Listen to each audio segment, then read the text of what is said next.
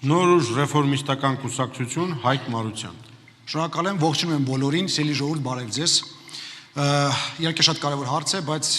շատ ավելի կարևոր հարց է, որպեսզի մեր ժողովուրդը մասնակցի քաղաքական process-ներին։ Եվ դրա համար սիրելի ժողովուրդ, խնդրում եմ, հունիսի 7-ին անպայման գնացեք ընտրության եւ կատարեք ձեր ընտրությունը։ Ինչ վերաբերում է այս ֆորմատին դեբատների, անցած երկու դեբատները ցույց տվեցին, որ այս ֆորմատը էֆեկտիվ չէ եւ այն ի վերջո վերածվում է բենեֆիսի բալագանի էլեմենտներով։ Այնինչ ես համոզված եմ, որ այստեղ յուրաքանչյուր իրական ընդդիմադիր ուժի ներկայացուցիչ տետատետ բանավեճի ժամանակ վստահաբար կարող է, ինչպես ասեց Արթուր Օսիպյանը իր խոսքով, բմբլան անել իշխանության ներկայացուցիչներին։ Այնպես որ պարոն Փաշինյան, բարերեկո, հրավիրում ձեզ տետատետ բանավեճի, կարող է լինել վաղը, ձեր ուզած ժամին, ձեր ուզած վայրում, օրինակ Պետրոսի հետ հացազրույց ունեք, դրա տեղը կարող ենք բանավիճել։ Այնպես որ